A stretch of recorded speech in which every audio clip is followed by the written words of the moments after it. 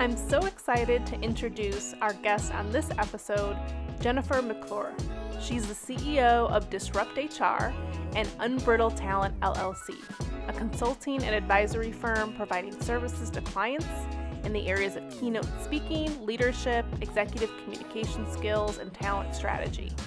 On this episode with Jennifer, we talk about an evolving idea of disruption and what feels like an exhaustively disruptive 2020 and 2021.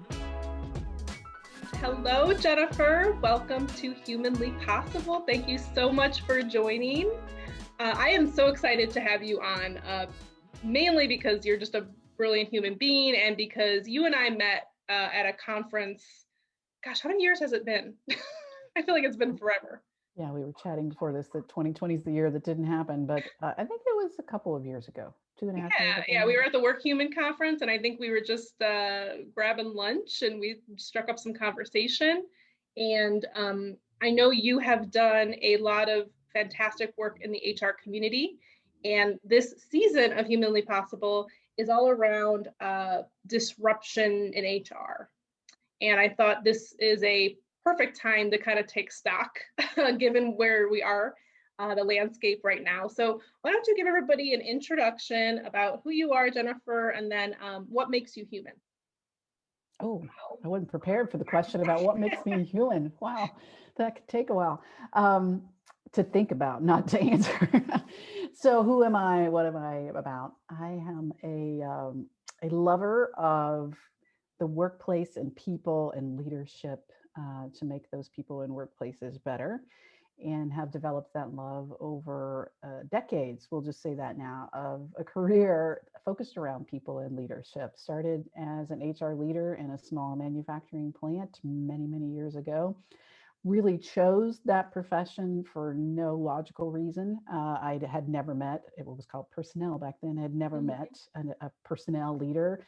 I had only had one job in a grocery store on a country road, and the store manager hired me. So I don't know where personnel came from in my brain, but when I had to pick a chosen career when I was a junior in high school or college, personnel came to mind, HR came to mind, because I felt like that was the position in the organization where I would be able to have the most influence and impact.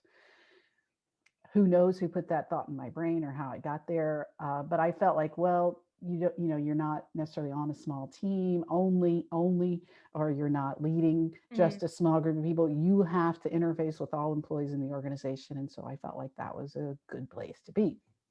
And looking back, I think that was a really wise decision that I have no idea how it was informed, because you do, I believe, in human resources or the people side of the business, have that opportunity to have such great impact. And so over almost 20 years of leadership and executive roles in HR and recruiting in the corporate world, had the opportunity to learn that, develop that, make a lot of mistakes, do a lot of things wrong, and then take all of that experience. I did a stint in executive search as well and got an executive coaching certification after I left the corporate world. But then in 2010, started my own business as a professional speaker and trainer, really kind of sharing those experiences, what I've learned and what I believe makes leaders of impact out there in the world, and have just had a blast doing that since 2010. Last year, 2020, was not as fun as it could have been in that regard, because the opportunity to be out at events and to teach and to connect and to learn from others wasn't there in the in-person sense. Of course, we did do some virtual things, but finding opportunities to share with people, to learn and to help them grow and to grow myself is really a passion. And my favorite topics to talk about are strategic leadership, personal branding, and speaking and communication skills. Awesome. Well, I think you already told us a little bit about what makes you human, and that's making a lot of mistakes, learning, iterating, doing it all over again. Yes.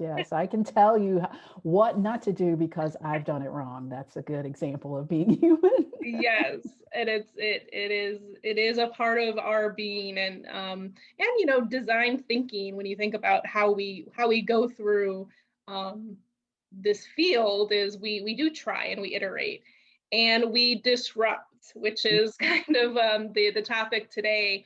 And I'm feeling a little rebellious because, you know, you and I have had conversations about HR, and I have some pretty out there perspectives, you know, things like how do we work HR out of a job? You know, create such great leaders that that HR isn't even needed. You know, like I've got these big, like crazy, insane ideas, but can you tell us a little bit more about Disrupt HR, Yeah. the community you've created? Let's start there, and then I have another question for you. Sure. Well, yeah, lots of thoughts around disruption and getting rid of HR.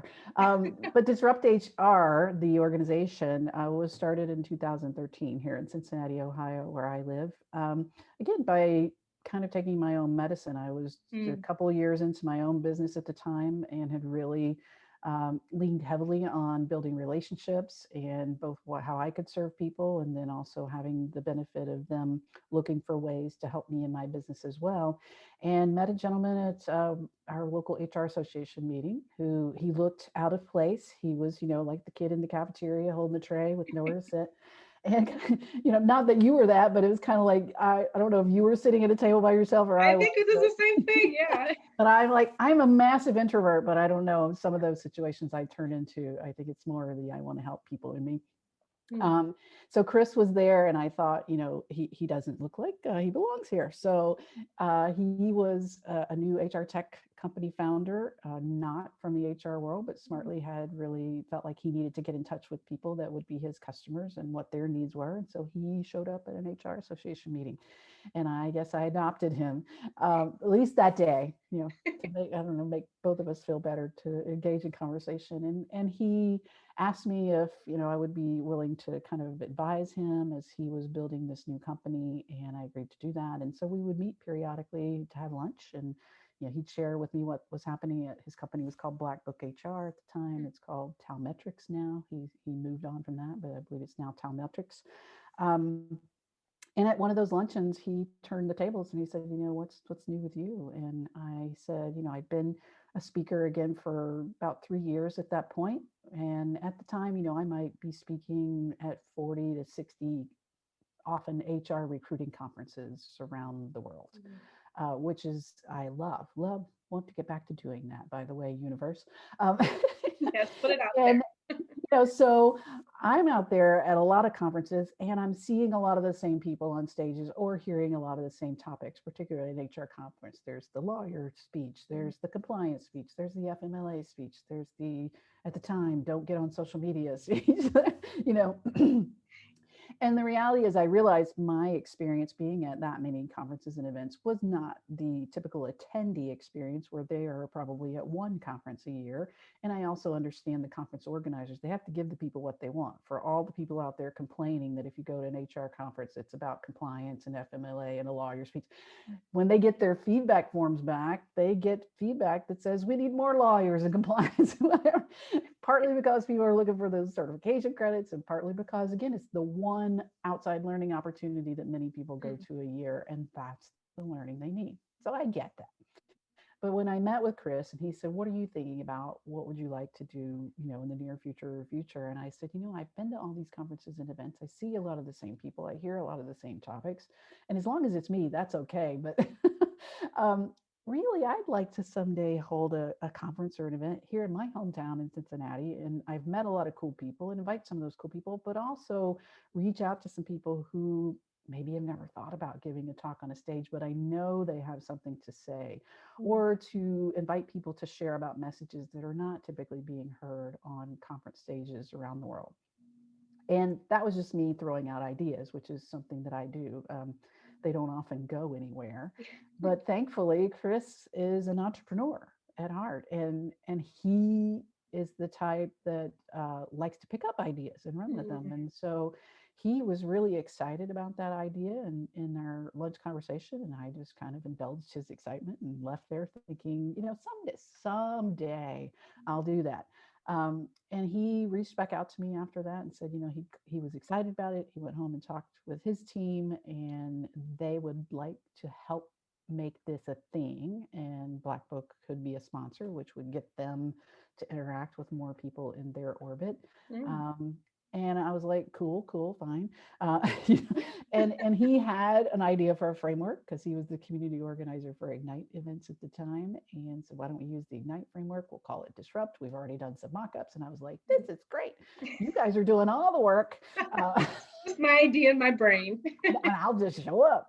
Right. And so Chris Chris Ostich is his name, Ostoich, or Ostoich. And again, he's moved on now to another company that he co-founded that's not in the HR tech space, but still very involved with DisruptHR. So he always will be the founder because he actually made it a thing. And we did it here in Cincinnati in December 2013, invited all kinds of people from different backgrounds to give talks about the workplace. So not about compliance or FMLA or anything HR recruiting in particular. And there were a lot of great perspectives shared. We had almost 300 people come. It was at a historic brewery. We had fun. We had free beer, and people loved it. And so after that, it was like, when are we going to do it again? And we also had people reaching out saying, wow, we saw a lot of the social media posts, or then we put the videos online, and they're like, we'd like to do this here. So fast forward to 2020, March 2020, we had 157, I believe it was, licensed cities in almost 40 countries around the world. Over 5,000 DisruptHR talks have been given. The videos are out there on our website at disrupthr.co. And this idea blossomed into, live events. We've chosen not to over the last year to take the virtual DisruptHR format online. Many of our communities are still doing things digitally. But we really believe that live event has some magic to it. And the fact that it is an opportunity for people to try their hand at speaking that maybe never have done so, or to share their idea and to not have to worry about, it's a whole other ballgame to be a good speaker on a Zoom call or at a digital conference. So we're looking forward to live events again, because over the last 7 or 8 years, we've seen people take ideas that have either sprung out from there, just like, DisruptHR sprung from a conversation between Chris and I, either the idea that someone began to develop by sharing it on stage, or a connection that they made, or an idea they heard from stage. And now many people have started their own businesses, changed careers, made relationships that have been really critical. And it's just been wonderful to watch it grow. That's an amazing, amazing story. And yeah, it is this idea of challenging, I think. I think speaking and challenging and talking, like all of that does have magic to it, especially when it's live. Yeah. But what is the community? I mean, you have your own practice too. So you're in this day in and day out. What needs to be disrupted in HR, do you think? And is it much different now that we've been through COVID and a pandemic? What are some themes you're seeing? Well, I'll start with, it's not a theme. It's kind of like where I'm at and where I think from, again, I do executive coaching as well. And many of my clients are senior HR leaders. And what I've been hearing from them is, let's say pre-March 2020, when the world seemed like everyone would never have to deal with something like this. Right. I had a keynote that was around disrupting HR. People were reaching out constantly about, how can I be more disruptive in my workplace, in my environment? Can you come help us think more disruptively? We really need to shake things up. Here I am a year later, and even probably a couple months in, and I'm like, I don't know if anybody ever wants to hear the word disruption ever again. These were like back to basics. Yeah, it's like, things like new normal, pivot, unprecedented, disrupt, or words that we might just remove them from the dictionary, because I don't know if people want to hear them again, including me. So that DisruptHR keynote will either be restructured, or I don't know if anybody's ever going to call me up and go, can you come in and talk about disrupting us again? So the theme, to get to your question, I think that I am in the headspace, and I think, again, a lot of the people that I talk to is, okay, we've been disrupted. It wasn't a choice. There have been some good things that have come out of that, and we learned a lot through the mistakes we made, or the things that we still haven't gotten right. So let's not maybe go out and look for disruption. Some people are saying that. let's figure out how to really capture what we've Mm, learned over the last year and to systemize that and to make it where we can really benefit from the disruption that has occurred. mm, So a disruption, that's obvious to think about. Many people got sent over, to work from home overnight. Well, that was a disruption in and of itself that before, if you'd asked the CEOs and the leaders of all the companies, was that an option? A majority of them would have said no, either for some or all of their employees, no working from home. right. Now we've seen that it can be done, and at least the stats show us that for a lot of organizations, productivity's increased. I have an HR roundtable that's senior HR leaders, and last meeting we had last week, virtual, of course, uh, every single one of them said their results were better in 2020. And it wasn't because their product or service was something that took advantage of COVID. It Mm, was the more productive workforce getting focused on what really was, what needed to be done to serve their customers during a really challenging time for everyone. So, it would be hard to argue that what we're doing now is not working in a lot of ways. mm, But what can we glean from that and then take into the future, I think, is where people are really thinking now as we see hope and a light at the tunnel with the vaccine and the idea of being mm. able to come back together safely again. So can we take what we've learned and not just say, and I'm sure some companies will do it, unfortunately, just say, okay, everybody back to the office, Mm. back to the way things were before. Let's go back to precedented times. Companies that do that, and some of those companies may still be successful. But my hope is, and I believe what will happen is a lot more will are already looking at, especially since we're kind of in a beginning of a transition phase again, not such a sudden transition, I hope.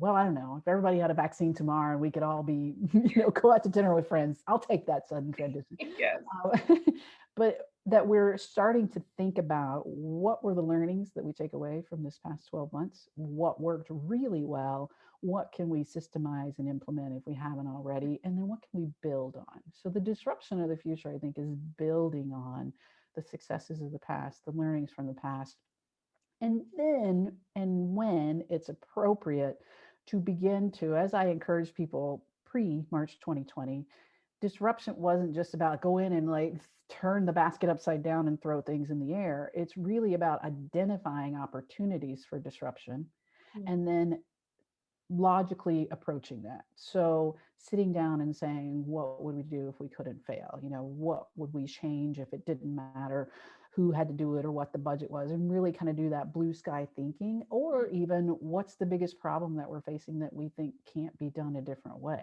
So it's still being intentional about disruption and then approaching it by trying things, creating pilot programs. It's that minimum viable product, put something out there, build, iterate, grow, change. I think that was always disruption, but people's perception of disruption was this mass chaos, and that out of that, great things happened. And sometimes that does happen. But I believe the disruption of the future is back to the precedented times of where's an opportunity to disrupt. And often that's, again, something that we've done the same way and it works well, that we've always done it this way. mhm, And we don't have any problems with it. That's an opportunity to disrupt, because it could be better. mm. You could change something that could make it exponentially better. And so that's the challenge now for HR, is to take what we've learned and then take that kind of 360 approach and say, with what we've learned and where we are now, where are future opportunities to planfully disrupt, if that's a phrase. Yes. And to your point, I think there is a bit of getting back to basics. We really saw what I won't even call it disruption because I don't want to mix the two up. But I mean, like crisis, right? We saw what forced crisis has caused on our bodies, our minds, our whole well-being. So I agree with you. I don't think disruption. The next phase of disruption is really about finding opportunities. And so, what do you think? What kind of capabilities does HR need to have in this next phase? So I constantly think about, like, I feel like we're kind of in a state of awakening a little bit about more human-centered workplaces. I think COVID has brought some light to that. Feeling things like inclusivity, feelings of belonging, like these are topics that existed. Probably you and I have been talking about for a very long time, our entire careers, but now it's kind of coming to the surface. So, so I continue to think about like, how are we prepping this next generation of HR professionals to take us forward, to get us to the next step? What are some capabilities, I guess, that current people in HR or people who are thinking about going into HR, early career, what are going to be those future capabilities that we need? Human-centered workplaces, I think, is where it kind of starts. If you look at least in my lifetime, the evolution of HR, when I joined, as I said, it was personnel because it was very administrative focused. I'm sure there were HR leaders or personnel leaders at maybe some bleeding edge companies, even back in the early 80s, who were strategic and out there really talking about total alignment with goals and objectives. But I'd say it's less than there are today. In general, it was, if you were hired into personnel, it was about payroll, it was about policies and procedures, it was about the hiring and the firing, it was about the handbook. And that still all falls under HR purview, but it was a lot more risk management focused, I think. And I think the field of human resources evolved from that. Again, though, there are still people who prefer to do that, and there are still jobs that require that. So we didn't necessarily leave that behind, but it evolved into more of that business partner. How can I partner with the people, the leaders in the organizations to ensure that they have what they need in order to be successful? And then it kind of evolved again to where there was more and more of a focus on strategic HR. How can HR have that, I'm going to say it, seat at the table? How can we be leading and where the business is going and aligning the people's strategies with that? And I think all of those pieces of HR are still with us, but I do think HR has much more of an opportunity to be that strategic leader now. But the challenge for all of us going into that next evolution is, how do we take that administrative expertise, that business partnership, that strategic focus, but yet make sure that we are thinking about the humans in the workplace, so that it's not just about goals and objectives. It's not just about policies and procedures. It's not just about aligning strategies and workforce planning and all the really critical things that HR does, but making sure that we are in large and small organizations considering each of the humans that work there, considering well-being as being a strategic and beneficial thing to the organization. Again, taking what we've learned over the last 12 months, where we dropped everybody in their homes. We had people working with their kids in the background, homeschooling, and the dog running around and all the things that went with that. And a few months into that, we went, wow, people are exhausted and tired. And, we're doing too many Zoom meetings a day now. And so let's have a day where it's Zoom meeting free or camera optional, or, we started doing things to protect our employees' well-being. Because either we were seeing it or we were hearing that that's something that's happening. When we go back to the workplace and whatever, hybrid model that might be, let's not forget that. We recognize that people were human. They had children at home that we had not seen or heard about before, because we don't talk about those things in the workplace, or, we acknowledge they have children, but we didn't realize some of the stresses that might put on them as a professional. Maybe they're a single parent, or even if they're, a two-parent household or a multi-parent household, there are still things that are going on out in the world that impact our employees from their lives outside of work. And I think we've had a window into that over the last year. So how can we bring that into the workplace? So sure, it's not just HR that likes to do programs, but we are pretty good at it though. But so if it's a well-being program or a self-care program, or more check-ins, whatever we want to systemize, but to find ways to truly develop empathetic leaders. And not everybody has that innate skill. I'd say very few people are innately empathetic. And even those people that are innately empathetic have to develop their expertise with their empathy, because if you just go around being empathetic to everybody, you're not going to be productive. It's like, right. There's a balance. How do I wisely use this, very effective tool? But for those leaders that aren't naturally wired to be empathetic, how can we teach them minimal skills? How can we encourage them or even maybe incentivize them to do things that help their employees feel more connected to them and to the workplace. That's always been, a lot of things have changed in the last year and over time, and HR has evolved, but it's always been a key connection point to any organization is for an employee to feel appreciated and valued. Mm. And the main focal point of that is their leader. And I've long championed that HR really help those individual contributor leaders with 3 people or 30 people that report to them to be better at showing their employees appreciation and recognition. Mm. I think that's even more important now, because it's like a lot of things where now that some employees have gotten used to it, Mm. they're going to expect it. They actually had, we saw Gallup and other organizations say that engagement went up Yeah. after, a couple months after the pandemic. And there were a lot of theories about why that was, but I think a consistent theory is that there was more communication, more check-ins, more, how are you doing? More, we need to tell you what's going on so that you don't feel afraid, or at least you know where we're at and we can all be afraid together. Mm. All of that. Are we going to take that back? We got to. Yeah, and I think that another thing that the pandemic taught us, and it's kind of repeating what you've said, but I think it's, there is such a close tie-in and overlap between work and home, and people can't shut it off.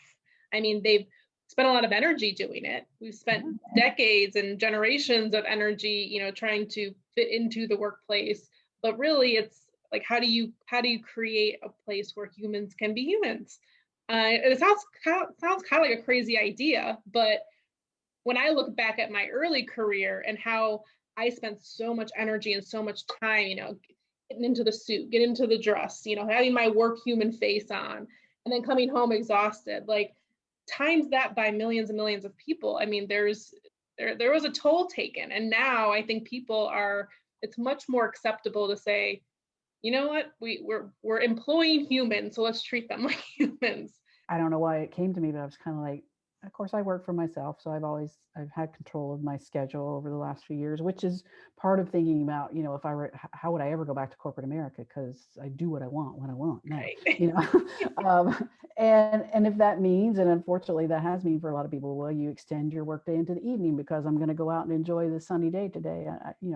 That can be unhealthy if you do that too much. Mm. But it kind of occurred to me yesterday, okay, so we've had all these people working from home, trying to manage life in a whole different world. And a lot of people have said, well, I can take that appointment at 2 p.m., or I can drop off my dry cleaning over lunch, or I can, attend my kids' virtual school thing Mm-hmm. during what would normally be considered the workday, because I can work later in the evening because I have my Mm. computer, my laptop, my computer, all my company internet, everything at home. Again, not saying that's necessarily healthy to extend the workday. But now if those people go back into the physical workplace and they work for a boss who's butts and seats from, 8 to 5, and if you leave, they're like, wait, why? You're going to take 2 hours to go to a doctor's appointment? That's not okay. Mm. It's going to be, I think you have people who will be, I've gotten used to this now. It made my life better to be able to do things when I needed to do things versus scheduling everything for a vacation day or this or that or the other. And you probably will have some tension from people who would be like, well, but now we're back. You don't get to do that anymore. Yeah, and this is where I think about human-centered design a lot, because we don't use it enough. I feel like this is something we need to especially use during this time, where you, like, put yourself in the shoes of Darla, the person who was working from home, 5 days a week, and now we're having her come back. And what does that do for her sense of autonomy and choice? And I don't think it's going to fare well for leaders who are not outcomes based. And of course, there's roles that, like you said, you need to put a widget in the screw, and you need to physically be there. There's equipment. You're in a lab, you're in a plant, you're in a assembly line. But for the people who can work from home, or have that, who potentially have that opportunity for choice, taking that choice away is going to be, people are going to lose talent. like a lot of things, that negative for some companies is going to be a real positive for other companies. If you think about before, again, I've been saying this for years, think about skills around the world and how can you open up your mind Mm, to filling skills versus filling a position in a location. I said that before, and I realistically get pushback from people in the audience who would be like, my leaders would never support that, or our jobs can't work from home. Well, a lot of those jobs, they figured out how to make it happen. And as you said, a lot of those people now, they will say, well, if you expect me to come back to the workplace, I'm just going to go somewhere else where I can continue to work virtually. What that means now is that really the recruiting landscape is wide open for talent. If you live in San Francisco or New York City, where it's expensive, and the talent that you want is in Iowa, and before mm, they're like, I'm not moving my family off the farm that's been in my family for generations to come to San Francisco and live in a 1-bedroom apartment. uh, Now they can say, I'm going to stay right here on the farm and I can work for you. right. And the companies that realize that, and I believe we're in a period of time where that realization has been made clear, Mm, those who have been both open to it and some who have not. It'll be interesting to see how many go back into the office and be like, well, we're all back in the office. I need to fill 3 positions and they all need to be located right here. And then the it's going to recruiting be team a is tough going to sell. come into the hiring manager and be like, I checked LinkedIn, and Angela's in Minnesota and she'd be great for this role, but she doesn't want to relocate. And the manager's like, bring me someone else. Uh, that's going to Yeah, be a interesting thing to see. leaders are going to have a tough time with that. And it also it excites me because I think there's also an equity play to a lot of this, with geography, right? So Yeah. we now are creating a level playing field for opportunities, and your geography or your ability to move or be able to afford a certain area in San Francisco, but you live in Naperville, Illinois. It opens up it opens up a world of equity, I think, and it's going to help with that conversation. But again, if leaders or companies are not on board, they are kind of painting themselves in a corner in a way. I think that's another interesting aspect of this. And I had a podcast guest on my podcast recently that was a diversity, equity, and inclusion belonging expert. And I asked her this question, like, how she kind of calculated the need for diversity in a company. Let's say, just, I'm not going to pick on any particular place, but let's say there's a place in America that Mm-hmm. the town is 90% white, Christian, Mm-hmm. um, whatever, rural.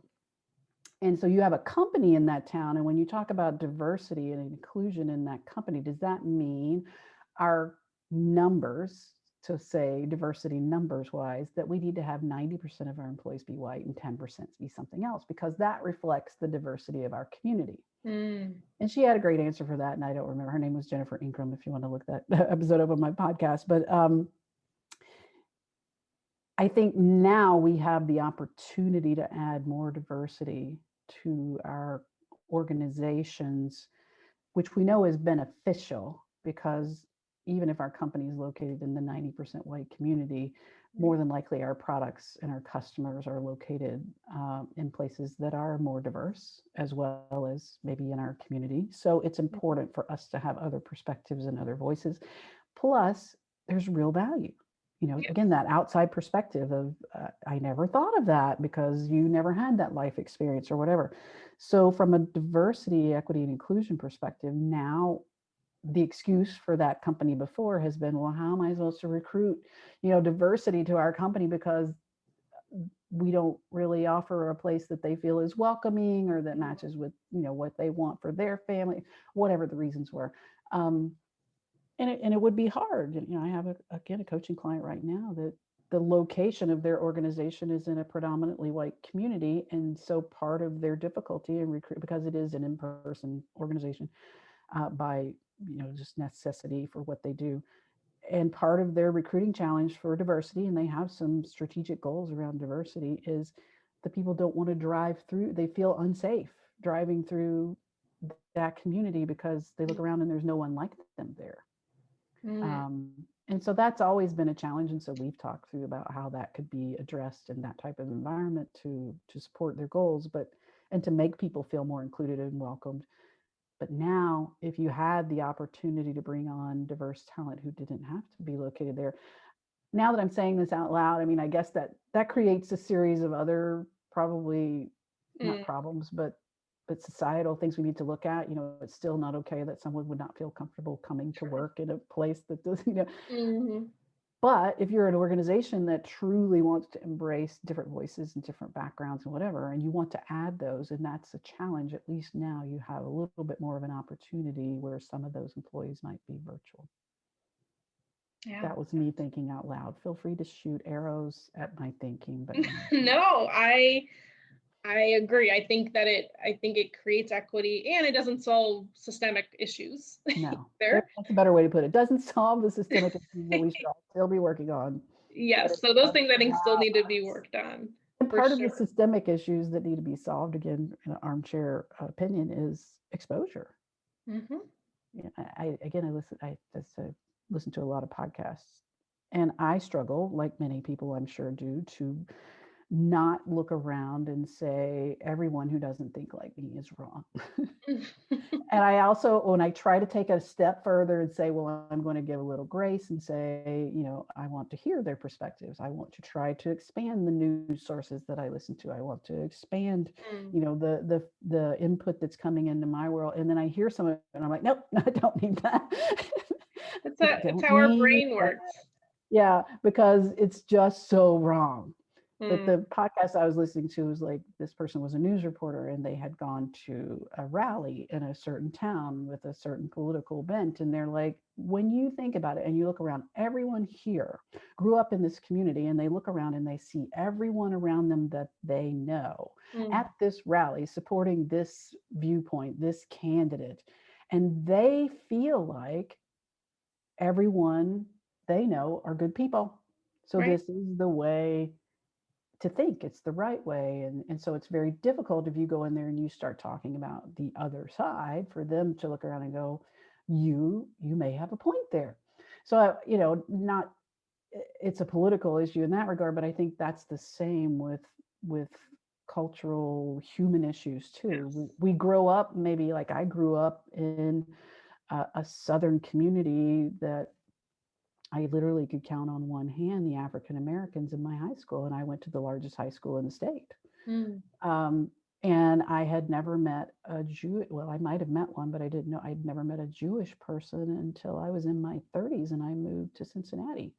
You know, there were only certain types of churches in my community, so you know, I personally valued and loved meeting the different perspectives. So I was open to it from a sense of, this is new information and I like knowing more about you and learning about the world. Not everybody, you know, some people approach that from, you scare me because you're different from me and I've never met anyone like you. And that's the same for a person who's African American, who grew up in a, you know, close-knit African American community in a African American church and went to an African American school, and you know, then they go maybe get into a college or a university or take a job at a company where now they're an only. And again, that's a perspective that I'd love to hear more about, but it's also, we could learn from each other in both of those perspectives. You know, we could learn from, if we hear people, see people, realize people aren't scary, realize that some of it is education. You know, okay, well, tell me about when I said that and it offended you. I didn't intend that. Again, another podcast guest of mine, Katie Osberger, I asked her that kind of difficult question because I felt like I had taken advantage of her at one point by sharing all of my beefs with her and not paying her for her her work when she just called to introduce herself to me once. And so I asked her forgiveness on my podcast, and she said, thank you for asking. She said, but it's important to remember I recognized your intent. Or actually, I might be saying that wrong, but it's not, it's about holding space for this is a teaching opportunity or an educational opportunity, and also being open to that. So I took the whole conversation in another direction, but No, being disruptive in the future, we've got to consider these things. And we've got to have these conversations. But I think a few things that I pulled from that piece of the conversation, which is, right now we feel so disconnected, but you and I were talking about before we started, is that a lot of people have pulled away just because of the trauma that we've all been through, right? Like we're just focused on us and our families and making sure we're okay. I have a hypothesis, and you think you do too, that as things start to as people get vaccines, as people can be together again, the world is going to open up even more because we've been using the Zoom calls and we've found other ways to connect with people and to expose ourselves to new things. So I, for one, am optimistic that that exposure that you're talking about is going to be a part of the future of work and a part of the future of how we operate. We don't have to, I think there was like a mental block in a way to say, oh, you're in New York, I'll see you when I travel to New York, right? Now we can have virtual coffee. We could have always done that, but we didn't, because for some reason there's a mental block around it. We gotta go see each other in person.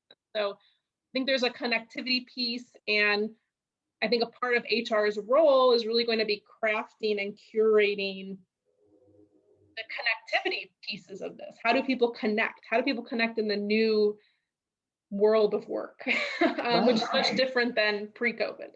I agree. I mean, the world of HR has always been full of opportunity. Again, I started 30 plus years ago thinking it was the place to have the most impact and influence in the organization. I still believe that, but I believe it's that times exponential now, with all of the global and societal issues out there in the workplace that we're now more aware of in a lot of ways. Again, we're more aware of people as actual humans with full lives outside of work because of the last 12 months. We're more aware of the need for, it's not diversity, equity, and inclusion, but it's more of opening up ourselves to understanding and being intentional about that.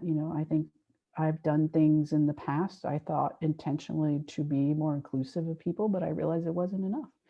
And so when I am able to get back to meeting people in person or being in person, when I do go to a conference or event, it's always opportunities for me to see a lot of my friends, and I look around and a lot of my friends look like me, and so who am I looking to add to my must-see list at the conference or event, or who am I making space for or inviting to dinner, or I think those are things that HR leaders now have to really bring into the workplace too. It's, again, if you're the HR leader at a company that's all white in the middle of, wherever,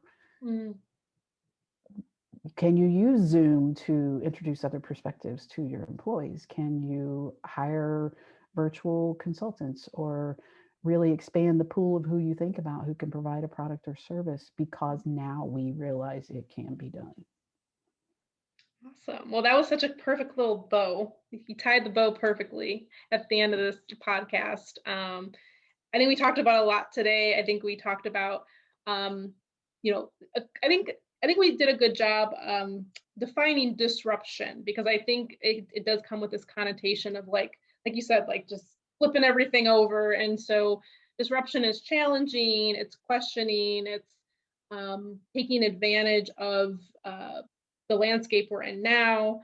I think some other topics we talked about is, DE&I, inclusivity, and how that's going to be like a hot topic for folks in HR. But I just want to thank you so much, Jennifer, for taking the time. I know you do a lot of speaking, and but thank you. And I hope I'm on that must-see list at an upcoming conference, so you and I can see each other again and maybe have some lunch or something. If you go sit alone at a table, you can imagine I'm going to show up. Awesome. I'll just make sure that happens. All right, Jennifer, thank you so much for your time, and appreciate your insights. All right, thank you for having me. Appreciate it.